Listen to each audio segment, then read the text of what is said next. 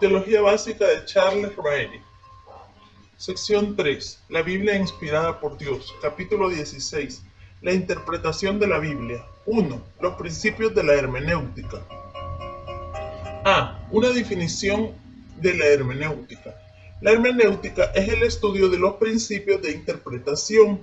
La exégesis consiste en la interpretación real de la Biblia, el sacar su sentido, mientras que la hermenéutica establece los principios por los cuales se efectúa la exégesis.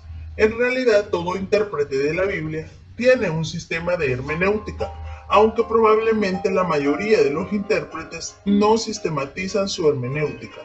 Pocos, si es que algunos intérpretes comienzan elaborando su hermenéutica antes de proceder a la exégesis.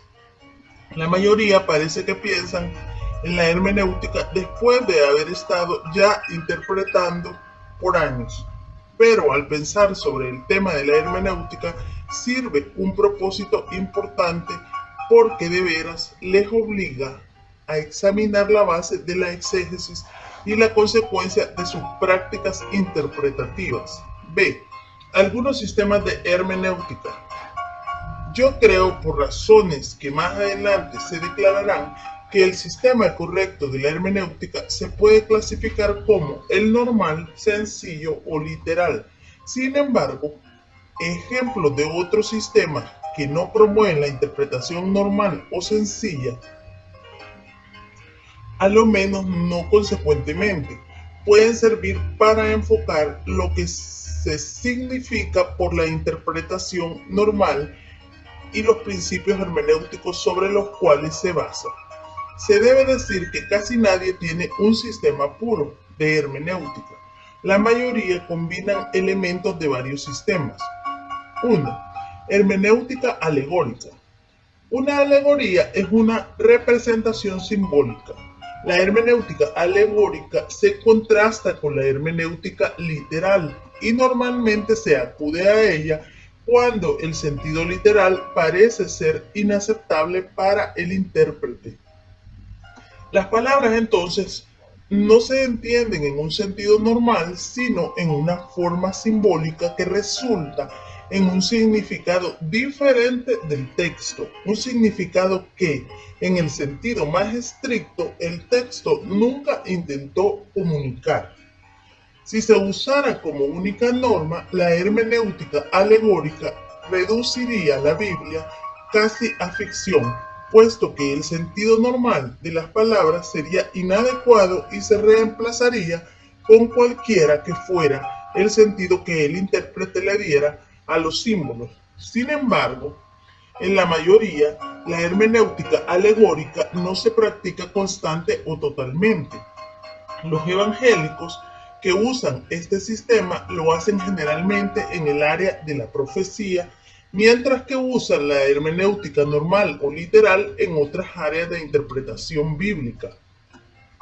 F. W. Farrar, en su libro Historia de la Interpretación, London, Macmillan, 1886, dice, donde este método alegórico se originó.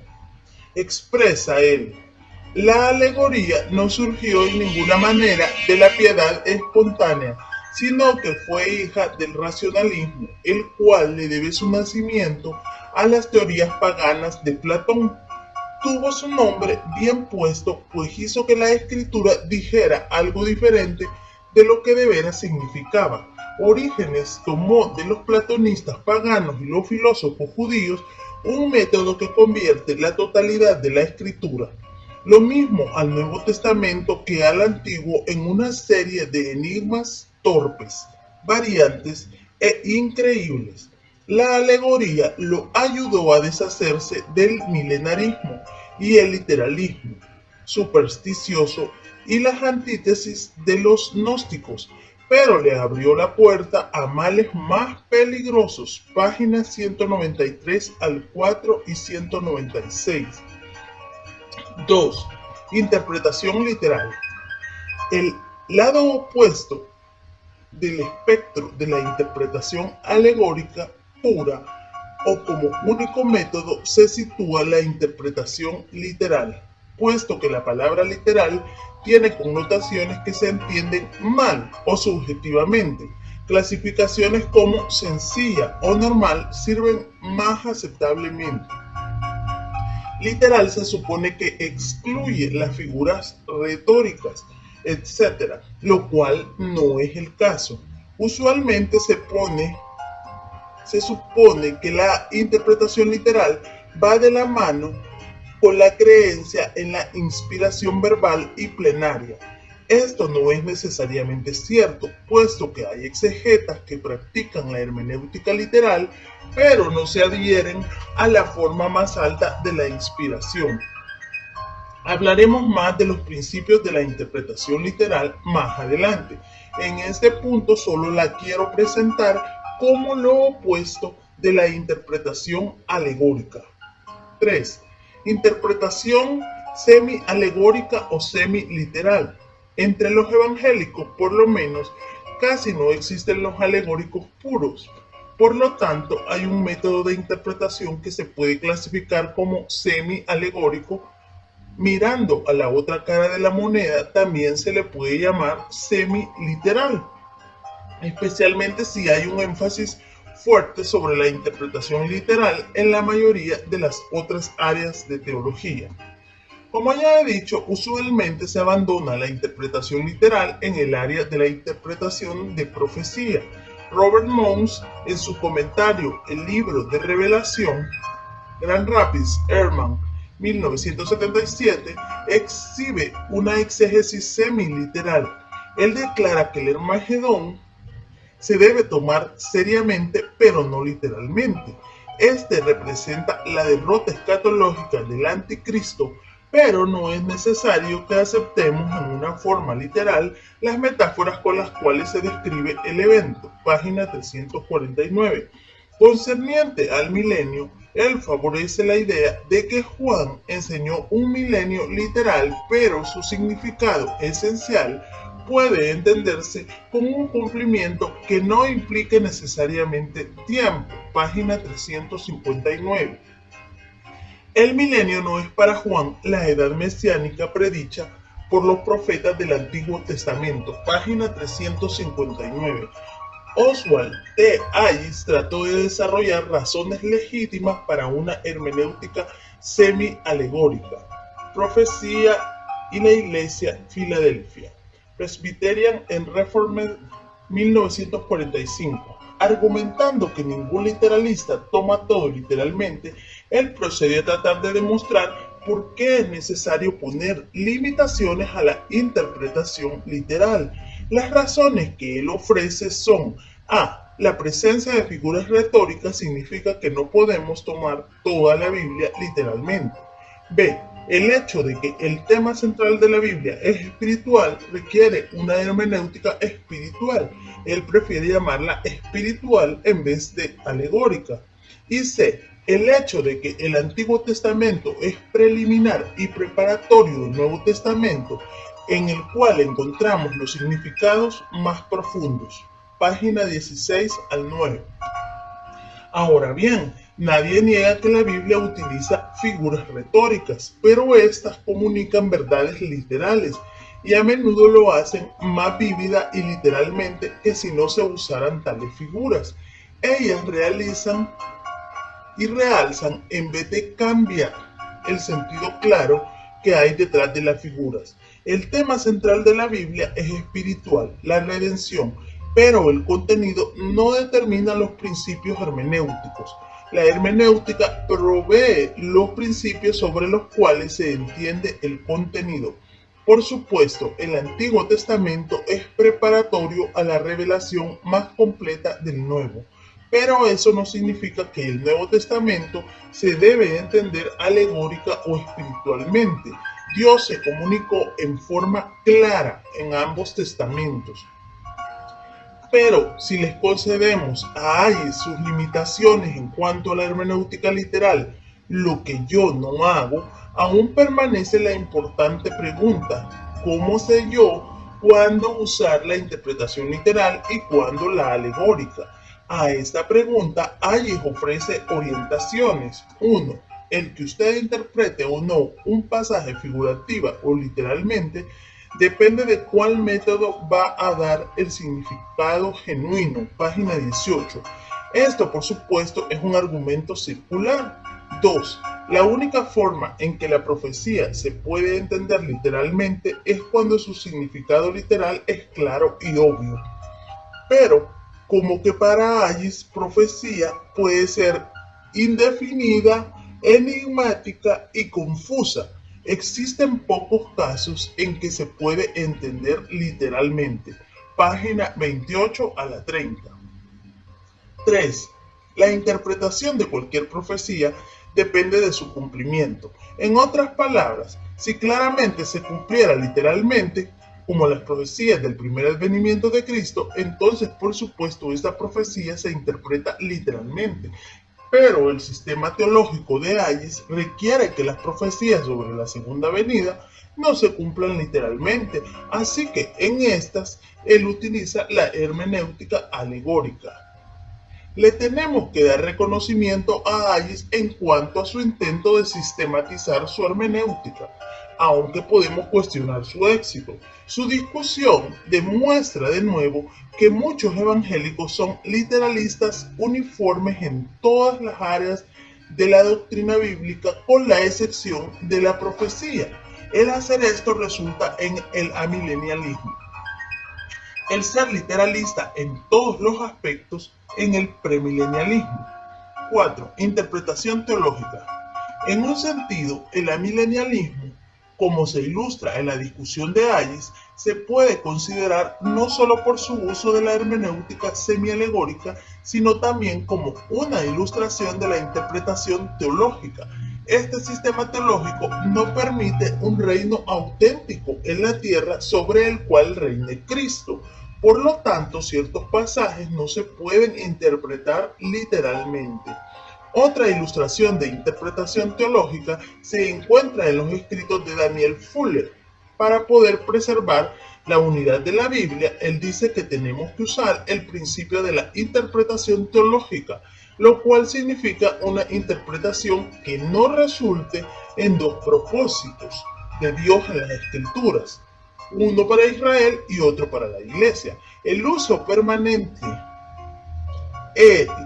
la interpretación literal nos lleva hacia una distinción entre Israel y la iglesia, mientras que la interpretación teológica no logra el mismo resultado.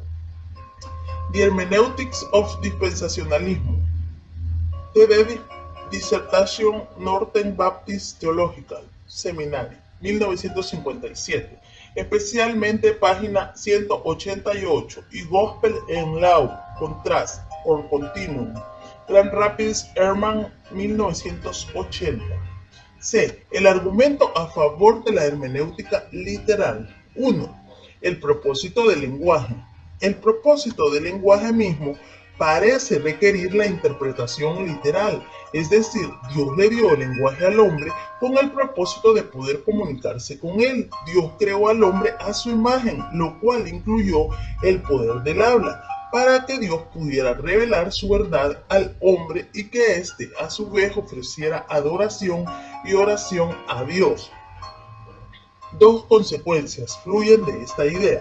En primer lugar, si Dios originó el lenguaje para el propósito de la comunicación y si Dios es absolutamente sabio, entonces podemos creer que Él cuidó de que el medio, el lenguaje, fuese suficiente para realizar el propósito, la comunicación. En segundo lugar, es lógico que Dios mismo use el lenguaje en su sentido normal y espere que el hombre haga lo mismo. Las escrituras no requieren algún uso especial del lenguaje como si se comunicaran en algún nivel profundo o especial, desconocido a las otras avenidas de comunicación. 2. La necesidad de objetividad. Si uno no emplea la interpretación normal, entonces la objetividad se pierde, a la medida en que no la use permanentemente. El cambiar la base hermenéutica de literal a alegórica o de semi-alegórica a teológica inevitablemente resulta en interpretaciones diferentes, inconsecuentes y a menudo contradictorias. 3. El ejemplo de la Biblia. Las profecías del primer advenimiento de Cristo se cumplieron todas, literalmente.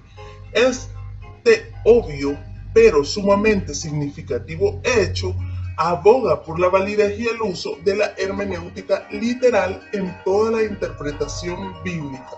Se dice que más de 300 de tales profecías concernientes a la primera venida de Cristo se cumplieron literalmente. Algunos ejemplos incluyen Miqueas 5:2, Malaquías 3:1, Isaías 9:1 y 2, 42:1, 53:5, 61:1, Salmos 16:9 al 10, 22:1 y 15 y 16 y 18, 31:5, 34:20, 68:18, Zacarías 13:7.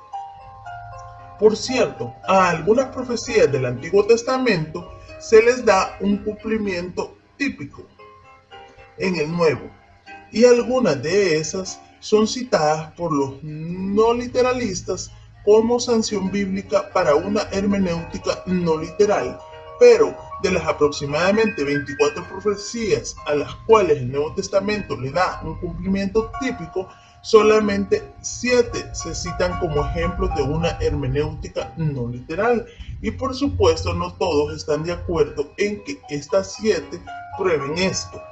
Las 7 son Mateo 2:15 y 18 y 23, 11:10, Hechos 2:17 al 21, Romanos 9:24 al 26 y Gálatas 4:21 al 31.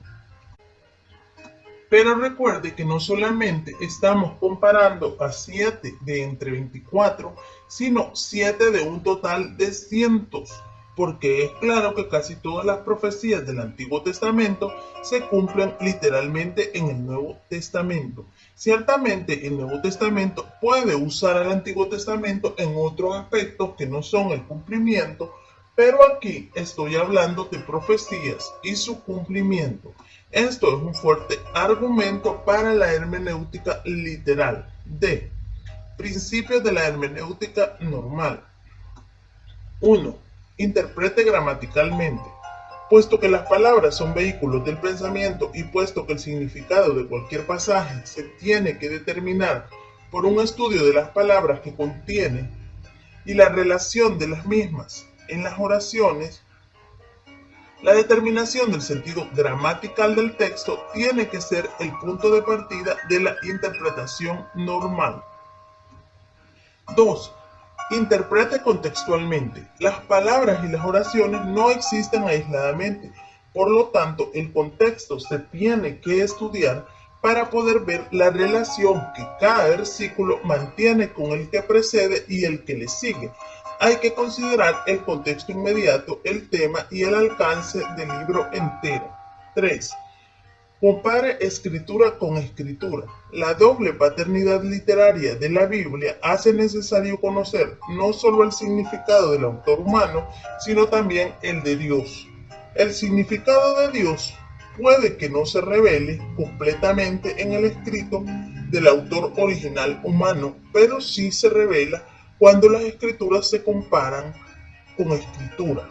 Tenemos que dejar lugar para un sensus plenior, lo cual permite un significado más completo, aunque directamente relacionado en la mente del autor divino de la escritura.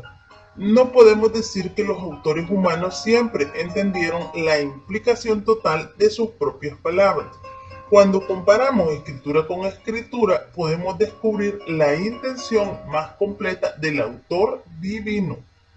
S. Lewis Johnson lo resume bien.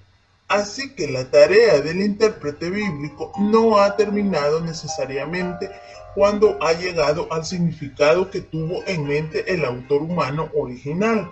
El contexto total de un pasaje es necesario para un entendimiento correcto y por lo tanto la intención del autor secundario tiene que estar subordinada a la intención del autor primario, Dios mismo. El principio bíblico de la analogía scripturae nos debiera haber enseñado que scripture ex scripture explicanda est, o escritura sui ipsius interpres. Expresiones tradicionales del sentido de analogía nos enseñan que nuestra primera y final tarea es discernir la intención de Dios en el texto de la Escritura. Después de todo, ¿no es la Biblia la palabra de Dios? The Old Testament in the New, Grand Rapids, Sonderbank, 1980, página 51. 4. Reconozca la progresividad de la revelación. Para poder interpretar con claridad y consecuencia, es imperativo reconocer que la revelación fue dada progresivamente.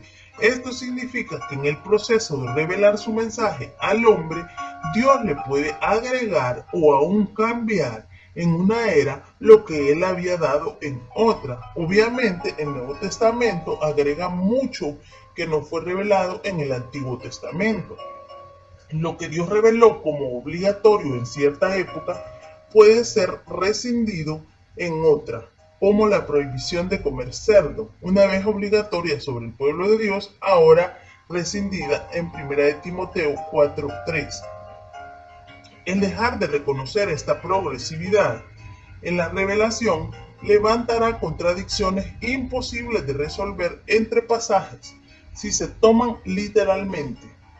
Note las siguientes parejas de pasajes que presentarían contradicción si se entendieran sencillamente, a no ser que uno reconozca los cambios debido al progreso en la revelación. Mateo 1, 5 al 7 y 28, 18 al 20 y Hechos 27. Note también los cambios cruciales indicados en Juan 1, 17, 16, 24, 2 Corintios 3, 17 al 11. Aquellos que no apliquen constantemente este principio de la revelación progresiva en la interpretación se ven obligados a recurrir a la interpretación figurativa o algunas veces a simplemente pasar por alto la evidencia. Una objeción a la hermenéutica normal. La objeción más frecuente de los evangélicos contra la interpretación normal señala que puesto que el Nuevo Testamento usa al Antiguo en un sentido no literal, nosotros también podemos interpretar las profecías del Antiguo Testamento acerca del milenio, por ejemplo, en un sentido no literal, o para decirlo en forma más sencilla, puesto que el Nuevo Testamento espiritualiza al Antiguo, nosotros también podemos hacerlo. Esto a primera vista parece ser una fuerte objeción al uso constante de la hermenéutica normal. Sin embargo, debemos recordar que el Nuevo Testamento usa las profecías del Antiguo Testamento en forma literal con más frecuencia y no las espiritualiza. Los ejemplos que se citan de pasajes donde el Nuevo Testamento usa una hermenéutica no literal con relación a las profecías del Antiguo Testamento son un total de 7 a lo más. Otros usos del Antiguo Testamento incluyen emplearlo: a. En forma ilustrativa, Romanos 9, 9 al 12. B. Analógicamente, 1 Corintios 1, 19. C. Aplicativamente, Romanos 12, 19. D. Retóricamente, Santiago 4, 6. Pero por regla general, como cumplido directa, escatológica o típicamente, Hechos 2, 25 al 29, Juan 13, 18. Los escritores del Nuevo Testamento casi nunca utilizan al Antiguo Testamento en un sentido que no sea el histórico gramático, lo cual por supuesto incluye el uso de figuras retóricas. La regla en que ellos interpretaron el Antiguo Testamento, sencillamente, las excepciones son pocas y tipológicas con relación a la revelación más completa del Nuevo Testamento. Sin embargo, lo esencial del asunto es esto. ¿Podemos nosotros como intérpretes seguir el ejemplo de los escritores bíblicos en estos usos raros y excepcionales del Antiguo Testamento que no parecen ser literales? Por supuesto, la respuesta es sí, si es que lo deseamos, pero si lo hacemos, carecerá de autoridad apostólica, solo tendrá autoridad personal y comparativamente eso no es mucha autoridad. Cualquiera y todos los usos del Antiguo Testamento que los escritores del Nuevo Testamento hicieron fueron hechos bajo la inspiración divina y por supuesto correcta y autoritativamente. Si nos alejamos del sentido claro del texto, lo hacemos incorrectamente sin la autoridad. Lo que escribían los autores bíblicos era infalible. La obra de todo intérprete es falible. En resumen, es Dios quien tuvo el deseo de darle al hombre su palabra. También es Dios quien nos dio el don de lengua para que él pudiera cumplir ese deseo. Nos dio su palabra para comunicar, no para confundir. Debemos tratar de entender esa comunicación sencillamente, puesto que esa es la forma normal en que los seres se comunican. 2. La doctrina de la iluminación. A. Su significado.